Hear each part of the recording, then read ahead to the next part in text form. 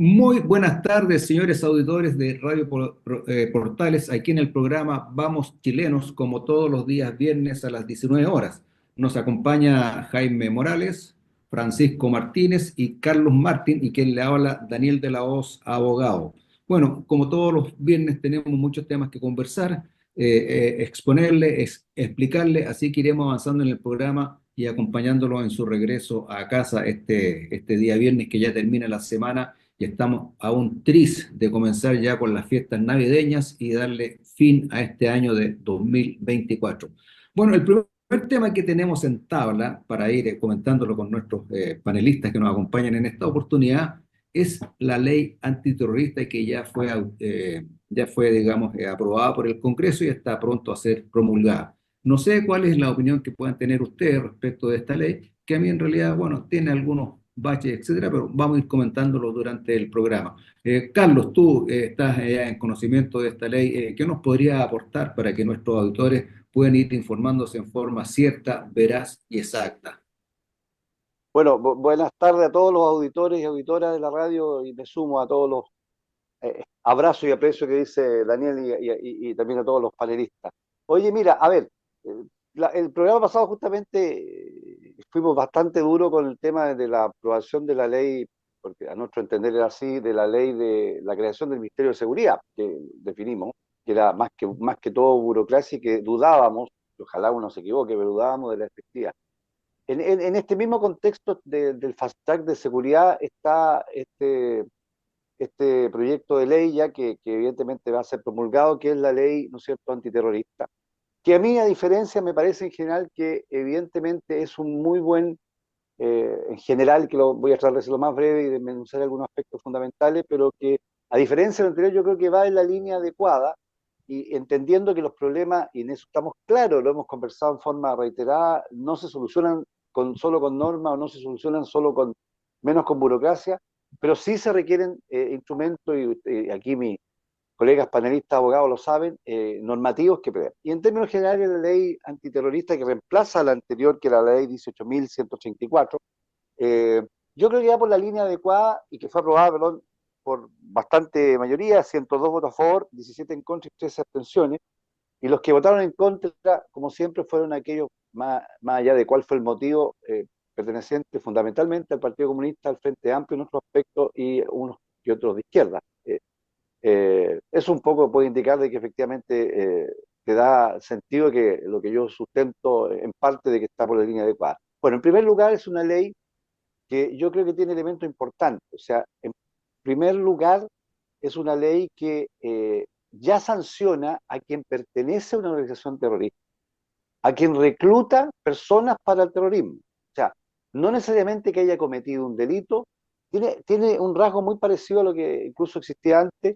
Entonces, aquellas personas que participan de una organización definida como terrorista, eso por sí ya tiene una penalidad determinada. Y con mayor razón, si esas personas reclutan a personas para estas actividades terroristas. Y tiene un agravante, un mayor grado en la pena cuando esta se hace con menores de edad.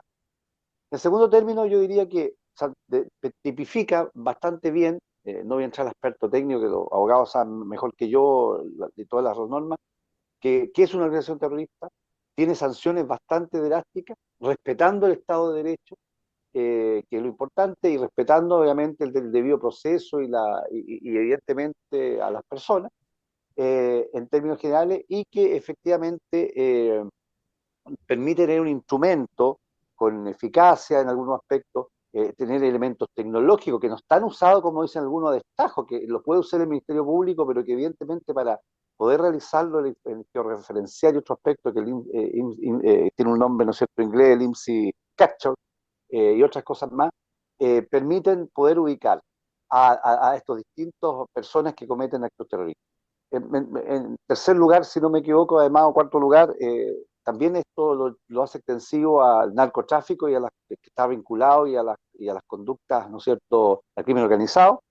Eh, Como decía en lo anterior, quizá un poco desordenado, pero sí efectivamente le da estas posibilidades que se hace con información al Congreso, con los tribunales de justicia. Y por último, yo creo que efectivamente deja bien en claro cuál es el papel del Estado y las personas de la sociedad frente a estas conductas que son una lacra y que están vinculadas justamente al otro aspecto. Yo creo que es una buena ley en general, siempre puede ser perfectible. Yo creo que sí es un buen instrumento para poder combatir desde el punto de vista normativo al terrorismo. Ahora, hay que aplicarle la voluntad y todas las cosas que corresponden y que no son una letra muerta. Eso podría decir como en un primer approach, de manera un poco quizá general de lo que a mí me parece la ley antiterrorista recientemente aprobada ya en la Cámara de Diputados por el mensaje, por la Comisión Mixta del Senado, y que está para que el presidente de la República la promulgue, más allá que algunos ya dijeron de izquierda del Partido Comunista del Frente Amplio que iban a acudir al Tribunal Constitucional. Y además lo otro importante y discúlpeme lo disperso, que le entrega a tribunales por seguridad y por otras cosas puede ser justamente la Corte de Apelación, los tribunales de Santiago, que puedan ver causas de otras regiones por seguridad. Eso es un poco una próxima, me extendí quizás demasiado, pero para hacer un análisis muy general de lo que es la ley antiterrorista. Sí, sí, me parece bien, está bien creo yo, el enfoque que le das a Vamos, ¿qué opina Jaime Morales respecto a esta ley? Yo, como siempre, le voy a dar el enfoque político a la situación, porque todas estas leyes, primero que todo, saludarlo y que bueno estar en estas tertulias del día. Viene, creo que la gente ya nos dice, oye, qué bueno el tema de la semana pasada, que viene el tema de la seguridad, opino lo mismo. Yo creo que sí debe haber estado al ministerio, etcétera. Así que qué bueno estar junto con ustedes de nuevo y que nos escuchen, gracias a Dios, de los últimos viernes, ya que nos va quedando los últimos programas del año. Em, Desde el punto de vista político, la ley antiterrorista de nuevo deja en evidencia las dos almas que existen en el gobierno, de los partidos que apoyan al gobierno. Creo que ahí es imposible no darse cuenta de, hay quienes dudan o están en contra derechamente de lo que puede ser bueno para el país en realidad. Eh, Ahí puso objeción el Partido Comunista, sectores más radicales del Frente Amplio, de que se estaba invadiendo la propiedad privada, la propiedad privada intelectual, de que los celulares no podían ser intervenidos. Y ahí hay gente, y aquí también en el mismo sector, en la otra alma, podríamos decir, el alma que entiende que esto es bueno para Chile, que hay que avanzar, dice bien claro Iván Flores, que es, el senador Iván Flores, que es solamente georreferenciación y no se van a intervenir los celulares. ¿Por qué les digo esto? Porque es para mencionar que, paradójicamente, este gobierno va a ser el gobierno que ha avanzado en leyes, por ejemplo, pro carabineros, ley antiterrorista, siendo que en su misma coalición tiene disidentes del tema y que no quieren aceptar, ¿ya? Quizás en la oposición pasa lo mismo, claro, porque no, podríamos decir un poco de rabietas, porque no se aceptan las políticas integralmente, sino más bien se aceptan filtradas, porque miren lo que estamos discutiendo, si esto, como bien lo dice también el Sebastián Flores, esto no es robar gallinas, aquí se van a intervenir celulares de personas que pueden estar implicadas en hechos terroristas. Y quiero felicitar a Carlos porque lo detalla la ley como es con pera y manzana, que es mucha más técnica, pero lo detalla con pera y manzana muy bien, muy bien. Entonces, acá no es estar robando leña o algo parecido sin tratar de hacer daño, no, o vacas, no. Aquí se está tratando de intervenir a las actividades, las organizaciones terroristas, para que no perpetren delitos y sobre todo se le eleve el tipo penal para que tengan una mayor pena. Eso es básicamente. Pero lo político es quedar en evidencia nuevamente con una ley que el gobierno tiene dos almas. Un alma que está a favor, podríamos decir, incluso del terrorismo. ¿Y para qué estamos con cosas? Hay parte del gobierno o de los partidos que están apoyando el gobierno o de personeros de los partidos del gobierno, para no enlodar a todo el partido, que estuvieron de acuerdo con la validación de la violencia y los actos para poder imprimir sus ideologías políticas. Y creo que ahí está el conflicto de interés, pero que vuelvo a repetir, paradójicamente el gobierno avanza gracias a los votos de la oposición en estas leyes que pueden ser beneficiosas para el país.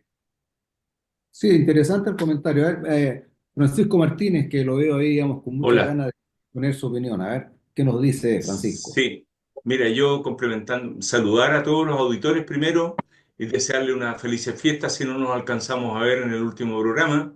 y agradecerles que nos hayan escuchado con atención durante todo este tiempo para poder también compartir algunas ideas que tenemos nosotros. Respecto de la ley antiterrorista, yo también quisiera hacer un punto sobre el tema político.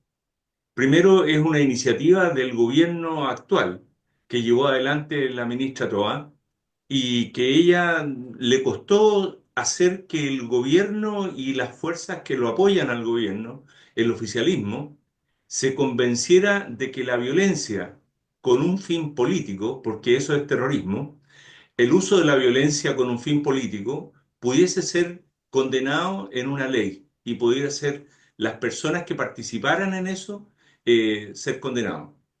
También esta ley tiene en ese mismo afán político, por supuesto que no logró convencer a todos, porque el Frente Amplio, los más radicales del Frente Amplio y el Partido Comunista, como aquí se ha mencionado, se opusieron a algunos aspectos de la ley, pero llama la atención que se opusieron a algunos aspectos, nada más, que es la interceptación telefónica, que finalmente se logró que la aceptaran a medias porque no va a ser interceptación del contenido telefónico, sino que solamente los metadatos, es decir, dónde están ubicados los teléfonos que están transmitiendo determinadas cosas. Y también se logró de que antiguamente la ley anterior parece que hacía referencia a que alguien tenía que demostrar en el acto terrorista una intención terrorista y eso es muy difícil de demostrar. Ahora se amplió un poco más y hace que esta se pueda condenar también por asociación terrorista. O sea, el chofer que iba en el vehículo que estaba esperando mientras ponían la bomba también ahora puede ser condenado. Los ideólogos de la acción terrorista, que a lo mejor no están en el escenario de la bomba, también pueden ser condenados. Se incluye acá, como se ha mencionado, otros delitos como es el crimen organizado. Qué importante esto, que pueda ser condenado con la ley antiterrorista. El crimen organizado, el secuestro de menores de edad, y, y también incluyeron la ley de control de armas. También esto generó una situación con la izquierda más radical. Finalmente, yo creo que el logro político del gobierno, porque algunos del mismo gobierno decían, oye, ¿qué le vamos a decir a la gente que estamos defendiendo? Porque aquí tenemos una iniciativa propia y nuestros propios pares, o sea, nuestros diputados y senadores del oficialismo, se oponen y abiertamente. Entonces, aquí hay una confusión total. Pero lograron sacarlo adelante y parece ser que el Partido Comunista va solamente a poner un téngase presente en el Tribunal Constitucional. No va a recurrir al Tribunal Constitucional para echar abajo la ley que ya está aprobada por ambas cámaras. Eh, a mí me pareció que políticamente yo creo que el gobierno pudo entender finalmente que llegó al mundo real, llegó al país real. Ya no es ir a conversar con los terroristas porque el diálogo y la conversación va a lograrlo todo. Ya no es ir a conversar con el crimen organizado. Ellos no van a conversar nada. Ellos vienen a actuar con violencia. Entonces, el Estado tiene que ejercer sus derechos también para defender la ciudadanía. Eso me alegro que haya habido ese cambio importante. Eh, Fue una novedad lo del IMSS Catcher. En realidad es novedoso, porque es un aparato que se coloca en algún determinado lugar y capta los teléfonos que se están moviendo. No tengo claro cómo saber cuál de esos teléfonos es el que está involucrado o no en los hechos que se investigan, pero parece ser que ha tenido resultados en otros países y está utilizándose con mayor fuerza. Eso respecto de la ley antiterrorista. Oye, Francisco, mira, no sé si aquí, bueno, la gente en algún momento vio Batman, eh, El Caballero de la Noche, Sí. El Caballero de la Noche, claro, El Caballero de la Noche. Los que No, vimos, no, es que bueno, para que más o menos, para que menos tengan, para que tengan el paralelo. El Ninja Captcha va a ser justamente lo que hizo Batman con no me acuerdo el Morgan Freeman, el actor a quien personificaba, que desarrollaba este georreferenciación a nivel como en toda ciudad gótica con todos los teléfonos. Es más o menos, así me lo explicó un técnico, algo similar, donde se va a poder tener la georreferenciación de los celulares particulares. Entonces, cuando estén los implicados se van a saber dónde estuvieron, qué estuvieron haciendo para poder llevarlo a una prueba. Eso es básicamente.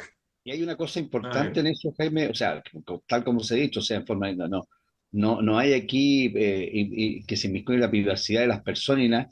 Y el Ministerio Público, ¿no es cierto?, puede tomar acciones, pero posteriormente necesita que el juez le autorice, e incluso el uso de esos pueblos 30 días, me parece, y además Claro. debe oficiar al Congreso de un poco, específicamente está determinado de informar aquellos aspectos fundamentales de lo que es, ¿no es cierto?, el uso de este sistema. Así que eso de decir que con eso se, curiosamente preocupado ¿no es De la cierto?, privacidad. de la privacidad, no es efectivo. Y lo otro que es bueno, yo creo que efectivamente, que ya había sido una costumbre que puedan ser investigados y que puedan ser procesados este tipo de delitos junto al narcotráfico en otra jurisdicción, lo que a mí también me parece bastante práctico con los temas Muy que sabemos bueno. bien qué pasa al respecto.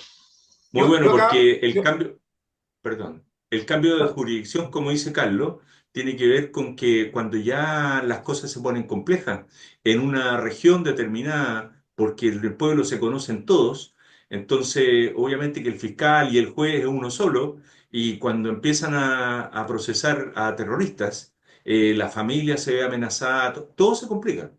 Entonces, resolvieron que pueda cambiarse de jurisdicción y habilitar en Santiago una especie de ministerio público y tribunales especializados en este tema, de manera que se aleje un poco de la persona que investiga, a los investigados. No sé qué resultado dará, pero me imagino que la ley en Italia, cuando hicieron la implementación contra el crimen organizado, tenían también jueces que eran sin rostro y investigadores también que no se sabía quiénes eran, y era la única forma, porque de verdad que era imposible investigar sin que la familia de los jueces resultara amenazada Amenazada. sí, o oye, acá bien yo quiero hacer un punto muy asesinada. importante, creo yo, en lo práctico, porque acá hay tres cosas que son fundamentales que le hemos conversado ahora. Lo primero, que esté la posibilidad de que haya otros, pues de otros lugares, en el CEN, en la capital, etcétera, que tomen conocimiento de estos casos, eso es lo primero, en lo práctico. Lo segundo es que se meta a la organización como bandas terroristas a quienes utilicen a menores de edad para actos terroristas, ¿ya? Ojo con eso, y bandas criminales. Ojo con eso, que ya existía el delito de bandas criminales que estaba operando en el sur y ya se había condenado incluso, o está en investigación, la quema de árboles, de camiones, de casas, etcétera, como acto criminal, pero como banda criminal. Hoy día se va a elevar ese delito, ¿ya? Y lo tercero, que es fundamental, creo yo que lo práctico se puede ocupar incluso para actos delictivos que tienen connotación terrorista, ¿ya? ¿Qué quiero decir con esto? Quiero decir con esto.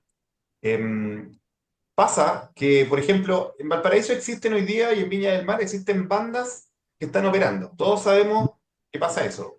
Bandas criminales que operan de grupos de 15, de 20, de 30 niños, de jóvenes, y asaltan a los turistas, a los transeúntes y a los residentes de las comunas, en Viña del Mar y Valparaíso. Esto pasa en el mall, pasa fuera de los locales nocturnos, en Valparaíso, lamentablemente de forma muy normal, ¿ya? Muy común, perdón, muy común. Y creo yo que las leyes están apuntando para ese sentido, ¿ya?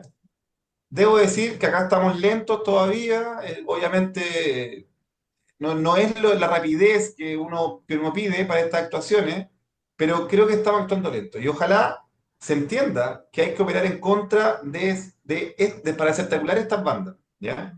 Que es fundamental, que es fundamental. Y creo yo que aquí puede perfectamente encasillarse este tipo de delitos, incluso como en actos terroristas, ¿ya? Porque se están ocupando menores de edad, porque están ocupando, sembran el terror en la ciudadanía durante mucho tiempo de forma constante y sistemática. Creo que perfectamente se puede connotar ese delito como tal.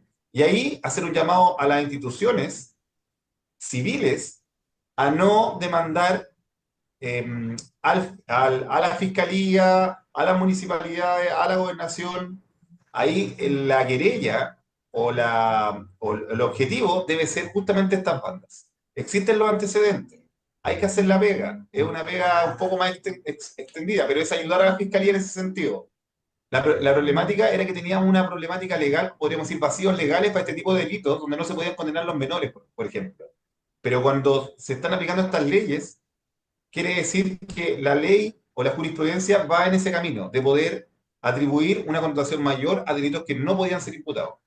Eso. Oye, Bueno, ay, perdón. qué bueno que tocaste el tema ese, Jaime, porque ayer yo en la tarde estuve conversando con un vendedor de una conocida tienda del mall que está en el primer piso y me comentaba que realmente ese primer piso era más peligroso que la galería de la cárcel Colina 1. Los delincuentes y este grupo y esta pandilla que tú hablas de delincuentes, que son alrededor de 6 7 son personas que están presentes en el mall, roban, los logran atrapar y a los 2 días están de vuelta en el mall porque saben que no pasa absolutamente nada. Entonces, esto es un aviso también para la gente que está visitando el mall y que va a hacer sus compras para Navidad, de que tengan mucho cuidado porque anda esta banda operando no solamente en los pasillos del mall, sino que también en la plaza que está al frente, en el paradero de micros que hay entre 13 y 14 Norte. Ese es un sector sumamente peligroso y yo ya he visto en 3 oportunidades cómo los delincuentes asaltan a la gente que está caminando, se suben a una micro, se suben 2 por adelante, 2 por atrás, y a los 4, 5, 6 segundos salen arrancando con un par de celulares en la mano y no se puede hacer absolutamente nada. Pero eso es para advertirle a la gente que está yendo en esta época de Navidad a comprar que tenga mucho cuidado. Me decía este caballero, este vendedor ahí del mall, que era impresionante cómo le arrancan las cosas a las mujeres.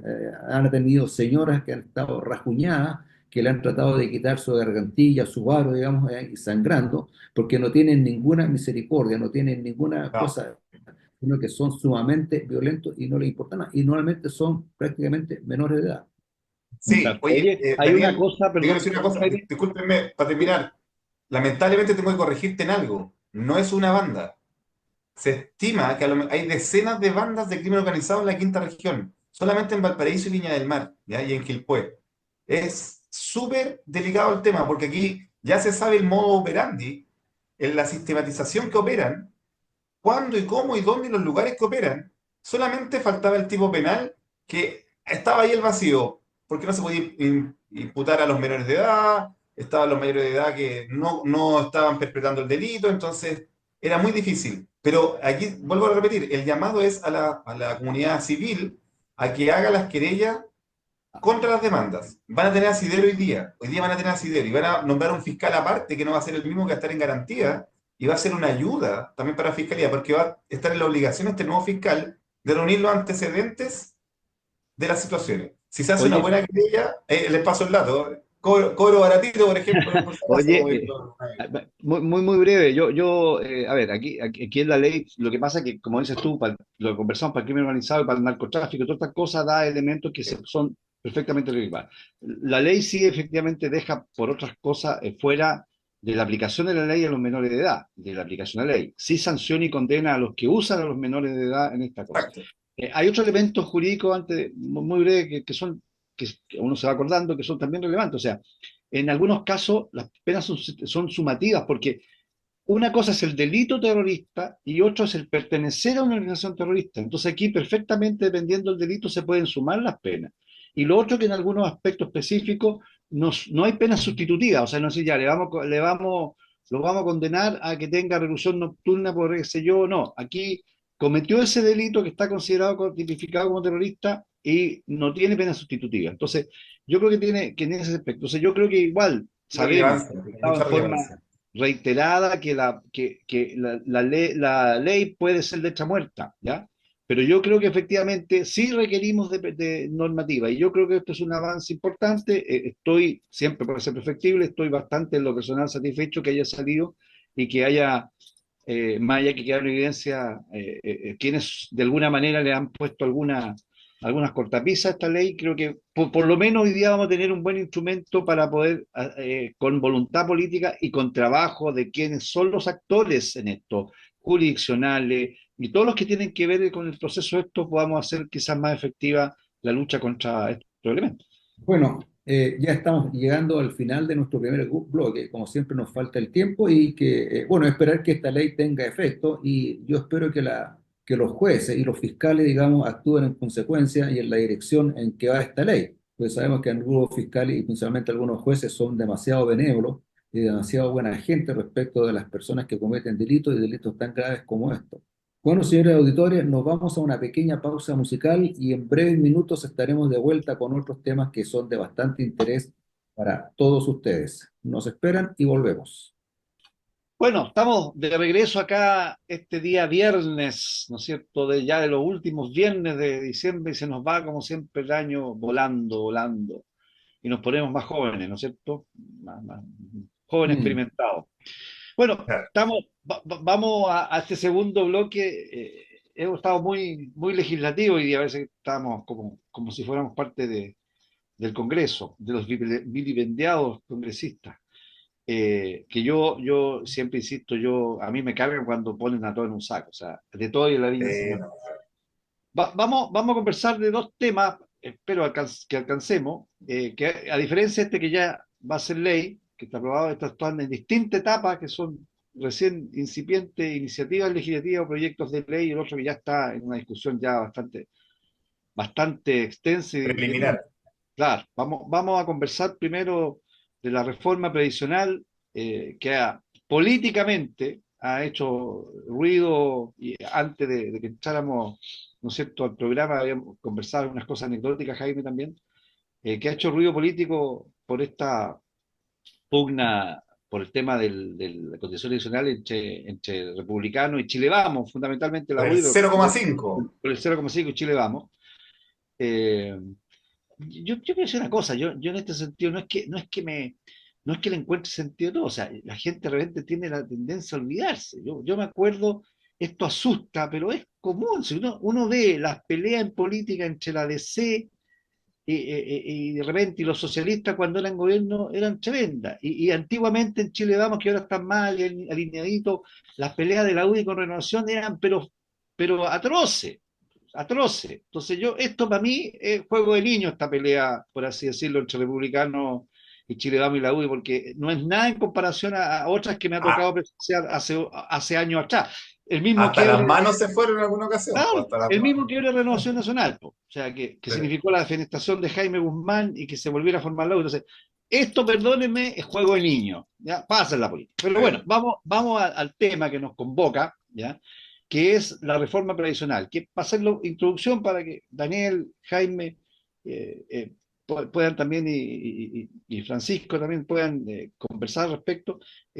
Hay un acuerdo político que se supone que en enero tiene que estar cerrado, en la cual deberíamos tener reforma previsional. Hay acuerdo en muchas cosas técnicas, pero hay un par de cosas, tres cosas que no hay acuerdo aún. Pero el más conocido, el más significativo por lo que representa, el otro más técnico, es el famoso cotización adicional del 6%. ¿Qué ha significado hoy día esta polémica, esta pelea? Eh, qué es lo que todos estamos claros que hay que mejorar la reforma, pero algunos dicen no a cualquier precio y otros dicen sí, es bueno negociar porque la negociación también avanza. ¿Cuál es tu opinión? Voy a partir por los más chiporros, Jaime, al respecto, para que después los más experimentados den su Me opinión al parece, respecto. me parece, me Por parece. el Los mote, más por el jóvenes. mote. Claro, por el mote primero. Eh, no, la verdad que estos dos temas en particulares, ojalá que lo alcancemos a tocar también el segundo. El primero tiene una carga valórica muy importante para los sectores. Puede ser incluso de los valores que dividen el clivaje político entre la izquierda y la derecha, podríamos decir, la propiedad privada. ¿Ya? Creo que es importante llevarlo a ese sentido. ¿Por qué? Porque después se van a dar cuenta de que las problemáticas que denuncia un sector más radical de la política, por llamarlo de una forma, yo no lo encuentro radical, sino más bien tienen mayor convicción en lo que creen que es correcto para Chile. Y me parece que en ese sentido, ahí la centro derecha, llámense los partidos desde Demócrata, Amarillo, la UDI, Renovación Nacional y Evópoli, eh, bailan al sol lamentable de valores que no les corresponden y que no debiesen ser de derechas. Y ahí entra la complejidad y empiezan los reclamos desde republicanos, desde el Partido Social Cristiano, y también del naciente que pronto ya está listo para la formación nacional libertario. Creo que es fundamental eso, entender eso, de por qué se generan estos conflictos de valores que se pelean políticamente con tanto ahínco y con tanta euforia, podría llamarlo de alguna forma. Yo aquí comparto lo que dice José Antonio Caz, que él es de los que estaba 6-0 en ese sentido, 6-0 porque este 6 no le corresponde ni al Estado, no es fruto de nadie, sino más bien es de las personas, y tiene que ir a capitalización individual. Es básicamente eso, ¿ya? He escuchado, ayer estuve en la Fundación Piensa, aniversario de 11 años, donde expuso el presidente de RN, Rodrigo Galicia, donde daba la justificación. Y eso me dio a entender que también RN está en esta participación, está en esta de acuerdo con esto, de, de que ese 0,5 no es más bien para un fondo de reparto, sino que es para compensar que las mujeres, por ejemplo, no tuviesen la misma capacidad de recaudación que los hombres, ¿ya? O que no recaudaran lo mismo que los hombres, básicamente, ¿ya? Eso explicaba a grandes rasgos. En ese sentido, claro, hace ver como que no fuera tan mal la situación, pues no es un problema. Pero creo yo que ahí esas justificaciones para mí dejan harto que desear, harto que desear. Replicó en este conversatorio Esquella, el presidente del Partido Republicano, que cuando algunos llaman radicalización de las posturas, él lo llama convicción. Yo comparto eso, yo de verdad que comparto eso. Es como, yo me siento súper hoy día, recién cumplió mis 40 años hace 2 meses atrás, como reflexivo en la situación política que pasa en el país también y de las problemáticas que han empezado hace más de 15 años, donde lamentablemente creo yo que ahí tiene un origen también, de más de 15 años políticos, de por qué una debacle en la política, en el sistema político, después lo vamos a conversar, una debacle en el sistema económico, pero tiene que ver más bien con la pérdida de los fundamentos importantes que en algún momento nos llevaron al casi desarrollo, como lo llamo yo, ¿ya? Al país emergente, a los jaguares de Latinoamérica, al país que se diferenciaba de todos los países, incluso de los del lado. Creo que la pérdida de los valores de un sector político es fundamental en esta debacle que ha bailado al son de la izquierda, que es justamente el lado opuesto para donde va toda Latinoamérica, sobre todo Argentina.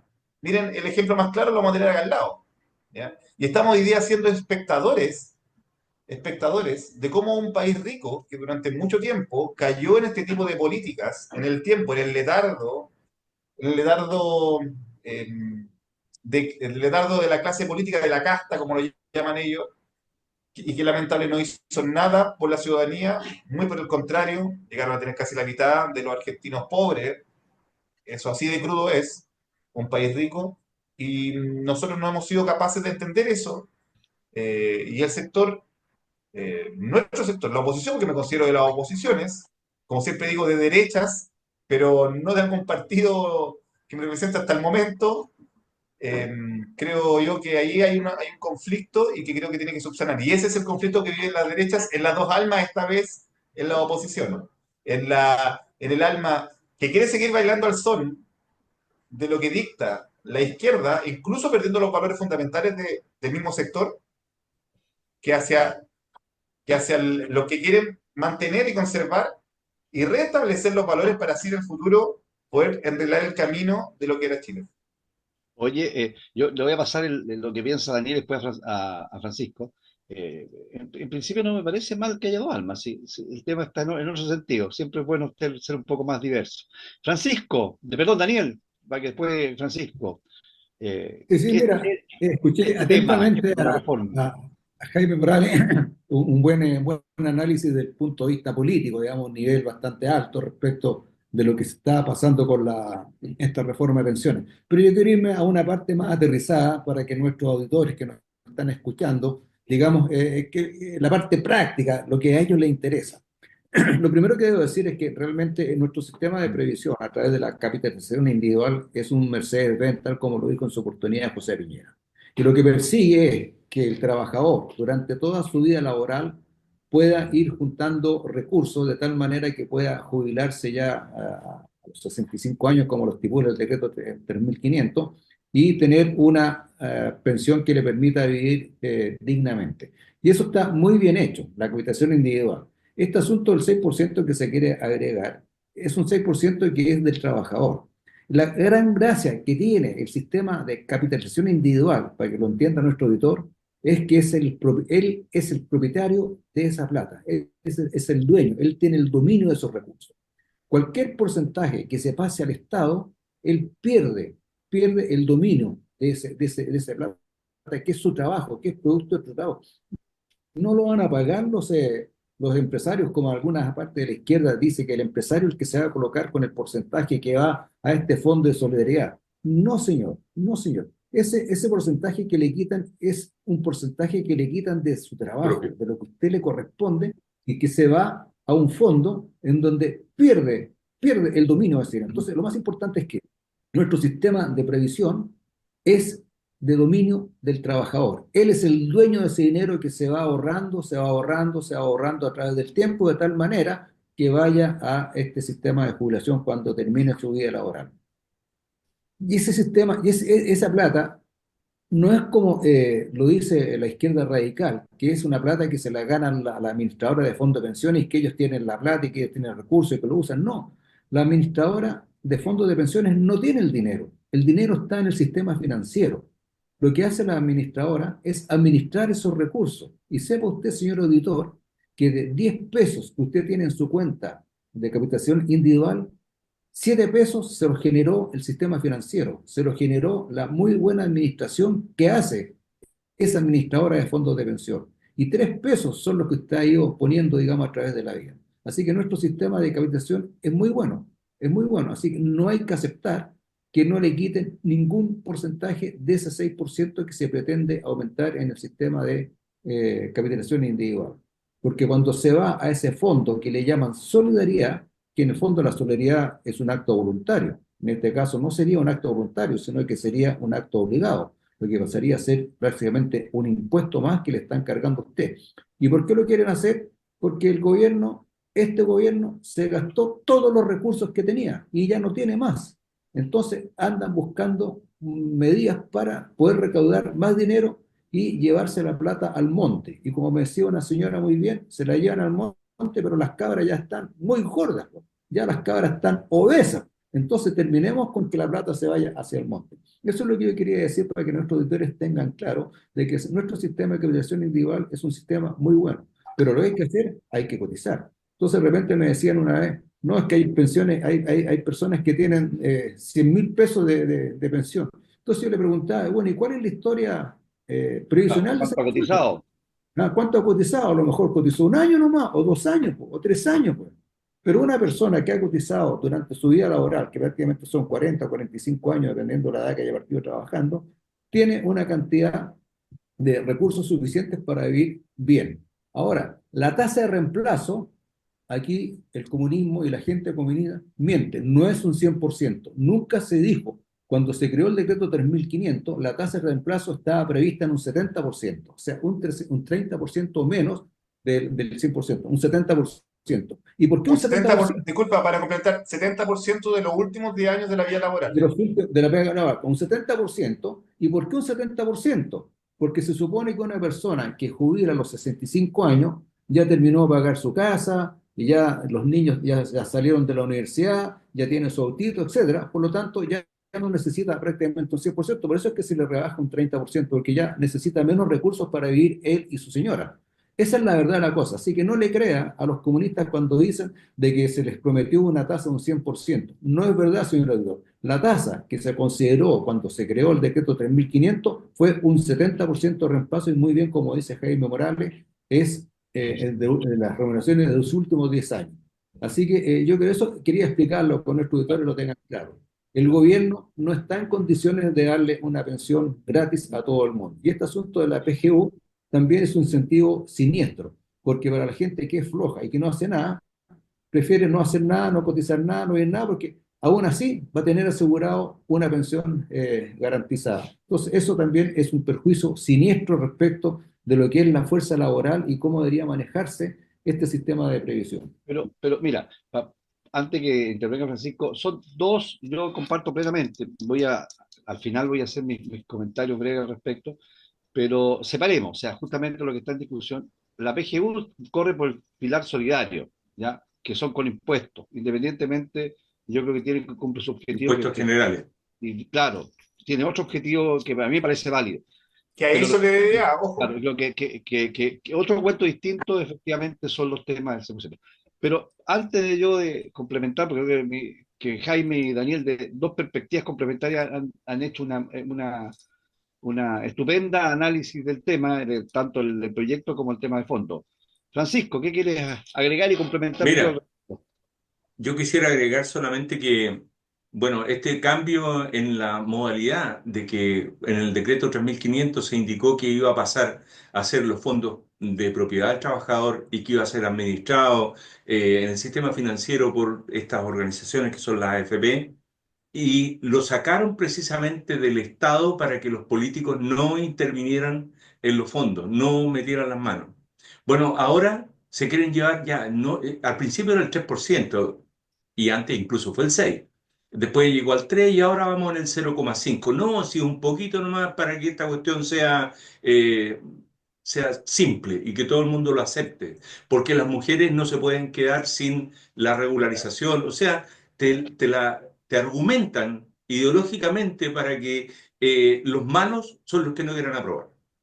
Bueno, esto es el resultado de que efectivamente lo que quería lograr el decreto 3500, que no se metieran los políticos. Aquí ya nos quieren meterle mano a los fondos. Ahora, si les falta plata, porque dicen el argumento que tienen algunos políticos es que basta de protestas y más propuestas. Bueno, si les falta plata, entonces yo creo que no han pensado en qué pasa con Codelco. Dicen que Codelco somos todos los chilenos dueños de Codelco. ¿De qué tan dueños somos de Codelco? Si Codelco en realidad cada día aporta menos al Estado y está en manos de sus trabajadores. Ellos son los que se llevan la mayor parte y los acreedores, por supuesto. Entonces, bueno, ¿por qué no hacemos algo con Codelco? Y hagamos que todos los chilenos seamos accionistas de Codelco y veamos cómo mejoramos las pensiones con eso. ¿Por qué no fusionamos, por ejemplo, ministerios? El Ministerio de Secretaría General de Gobierno con el de la Secretaría de la Presidencia, el de Vivienda y Urbanismo con el de Bienes Nacionales, el de Obras Públicas con el de Transporte y Telecomunicaciones, y empezamos a apretar un poquito las cosas para generar recursos y poder ir en mejora de las pensiones, que es lo que más quieren. Esto es un impuesto al trabajo, señor auditor, que nos quede claro. Aquí nos están haciendo una reforma tributaria, haciendo que nosotros más encima, nuestros impuestos que vamos a pagar en nuestra pensión, porque tal como se dijo antes, esto no es de costo del empleador, como que si el empleador sacara riqueza para repartir, no. Es de costo del trabajador que se ganó con su esfuerzo esa plata y se está ahorrando para un sistema previsional. Entonces, no es justo que este impuesto, de nuevo, nos están metiendo una reforma tributaria por debajo de la puerta y no corresponde. Eso es como una de las cosas que tenía yo como presente en este tema de la reforma previsional, aun cuando hay algunos puntos en los cuales ya hay acuerdo. El tema del 0,5% ha generado un conflicto, una confrontación directa entre segmentos de la oposición. Algunos segmentos que son más proclives a aceptar el juego político del gobierno, del oficialismo, y hay otro sector que es el Partido Republicano, precisamente, el que se ha opuesto, Y yo ahora podríamos decir. y yo también, y que se ha opuesto tenazmente a que el derecho de propiedad sobre los fondos de los trabajadores sea intervenido por el Estado. Eso es lo que quería decir, Carlos. Oye, hay un Oye, elemento, perdón, Jaime, hay un elemento importante en esto para debatir. O sea, yo siempre trato de ver el tema. Yo no, porque conozco a la gente, yo no creo que haya un hacerle el juego y haya un entreguismo. Lo rebato absolutamente. Sí creo que hay una estrategia, una visión de ver, de hacer que puede ser positiva o negativa, que yo creo que en lo general ¿Qué ha están sido positiva. negociando? claro, es positiva en este país, que es llegar a acuerdo y negociar. Y eso, negociar implica eso. Pero, para que no me, ¿cómo se llama? No me golpeen, no, para que no psicológicamente. eh, No te eh, preocupes, te vamos a volver. claro, No, Carlos. en este caso, psicológicamente, lo dije, en este caso, que es muy válido la negociación y la defiendo a ultranza, y este país se desarrolló en muchos aspectos gracias a los acuerdos generales y que había que negociar. Hay aspectos fundamentales, como se ha dicho acá, que son no dogmáticos, si yo en esto no hay dogma, pero que son fundamentales para, no solamente por principios teóricos, así, de buenas intenciones, de mi visión del mundo, no, son principios fundamentales que tienen un asidero práctico. Solamente quiero mencionar que yo evidentemente no estoy de acuerdo con que haya ni un 0,5 ni un 0,2. No por ser fundamentalista, porque estoy de acuerdo que hay que negociar normalmente, sino por lo que se dijo de manera muy clara de parte de Jaime, de Daniel y de Francisco, que esto es tu propiedad Plata. para un objetivo terminado y que el otro tiene un sentido bien intencionado. Voy a quedarme bien intencionado, pero con una carga ideológica y con una carga, ¿cómo se llama?, equivocada desde el punto de vista práctico. Y lo último que quiero mencionar respecto, que no está claro, o sea, sí, Chile Vamos está por esta estrategia, que puede estar equivocada. Aquí no hay problema de principio, no es que sean chuecos, no, una estrategia que puede estar equivocada en relación a cómo enfrentar por otras cosas, que yo creo que está equivocada, ¿ya? Pero mira, Dejarlo claro. Dame 2 segundos que Sí, antes que vaya por el italiano, por el franco deterioro que tengo. En segundo lugar, esta estrategia que está equivocada no es común. Ya, por ejemplo, el diputado, ¿cómo se llama? El diputado, la B, ya dijo que independientemente de lo que acordara y lo que acordara el Senado, él, aunque fuera solo, él iba a votar en contra de esto, ¿ya? Entonces, eso te implica que efectivamente hay de repente se están desmarcando. las cúpulas políticas en forma muy entendible. Yo lo entiendo, pueden llegar a acuerdo, pero cuando se equivocan las cúpulas, como fue el retiro del 10%, ¿ya? O sea, ahí al revés, la estructura de Chile Vamos, la mayor parte y muchos votaron en contra, pero al revés hubo varios que se marcaron díscolo el 50% y votaron a favor. Entonces, yo creo que en esto hay una estrategia que a mi juicio, humilde, está equivocada, ¿ya? En este aspecto, en esto concreto, y que efectivamente daña no solamente el sistema, y que no corresponde, y que varios, estoy seguro, varios parlamentarios Chile Vamos igual votarían en contra. Jaime, sí, yo dame un quiero. segundo nomás que quiero, Sí, quiero claro. precisar algo. Es que la negociación esta de que la que se habla en Chile Vamos y en estos lados que están negociando con el oficialismo, de lo que se habla es que uno cree y siente de que están negociando la reforma de pensiones. No, no, yo creo que no es así. Esto dicen, ya, tú me das el 0,5% y yo te apruebo la ley antiterrorista. O tú me das este 0,5% y ponemos la reforma del sistema político. Entonces, son negociaciones que no tienen nada que ver en sí misma la reforma previsional. Y eso yo creo que eso lo tiene que saber también el auditor y las personas que estamos acá. Son negociaciones que van más allá, que les interesan solo a ellos, a los políticos. No sé Mira, si están mirando el beneficio global de la nación. Jaime, Sí, perdón. mira, para Jaime, complementar un poquito, que la solidaridad ya existe en el sistema de pensiones y son en impuestos generales. Si se quiere hacer solidaridad, que sea con impuestos generales. Pero lamentablemente la mala noticia, como siempre, cuando acá se anunció, por ejemplo, de Codelco, que claro, lamentablemente Codelco este año tiene pérdida, ¿Sí? 591 millones de dólares en pérdida. Porque Así no como tiene los dueño. 50 millones de deuda TVN y así como la mitad de las empresas del Sí, Estado hoy día están en pérdida. Sí, la empresa de todos nosotros estamos pagando las pérdidas y la mala gestión de la empresa pública, donde excelente. perfectamente de ahí esos impuestos se podrían sacar para el tema de pensiones, que es fundamental y lo entiendo. Claro. Y me parece bien la idea principal, que es tratar de mejorar las pensiones en Chile, pero el camino es el errado. Y ese es el camino valórico que hay que defender. Ese es el camino Sí. valórico que con tanto ahínco y énfasis enjuician algunos. Y el problema, discúlpenme, pero el problema que tenemos aquí en Chile, y esto en base a cualquier análisis internacional, estadístico y de número, no es del sistema de pensiones, sino que es no, del sistema laboral. Es del y sistema económico. laboral. Es del sistema laboral. Y ¿Por qué político. del sistema laboral? Porque no somos capaces de cubrir las lagunas cuando hay cesantía, no somos capaces de velar porque la gente no imponga por menos y porque tenemos un Estado ineficiente y Y para Y resaltarlo, económico, las empresas estatales. y económico porque no todas las rentas son las... Claro que a la gente le gustaría tener una pensión de 1 millón de pesos, pero como decía creo que Daniel, alguien anteriormente, resulta que cotizó 8 años de su vida por 600.000 pesos hoy día, entonces, claro, partamos de esas, o a lo mejor no tan exagerado, pero tiene de los 40 años de trabajo, cotizó 20 y de esos 20 cotizó por el mínimo 10. Entonces, Sí, claro. obviamente que hay temas también de económicos. No, si estamos de acuerdo. Oye, no vamos a Carlos, alcanzar. los actores cotizan por el mínimo después de ganar Ahora, millones. hay que dejar claro, perdón, de que el sistema peor, el anterior era peor, porque las personas Totalmente, derechamente, como totalmente. no había su plata, les cotizaban por el mínimo y los últimos años, cuando cumplían con eso tenían el derecho, les pedían que cotizaran por más, así que era más perverso. Bueno, oye, Es verdad. estamos llegando al final, no alcanzamos a hablar del sistema, de la reforma al sistema político, lo vamos a tener que, está bien, porque es un tema que noticia en desarrollo, ahora los diputados presentaron el proyecto, como decía un amigo mío, los picados, o quieren presentar un proyecto de los picados, ya que esto fue el Senado. O sea, es una noticia que está empezando recién, que yo creo muy importante, pero la vamos a tener que conversar, Dios mediante, el próximo viernes, así que, Qué bueno, bueno, porque ahí sí que voy a quedar a la derecha. Qué bueno que no alcanzamos eso. todos los auditores.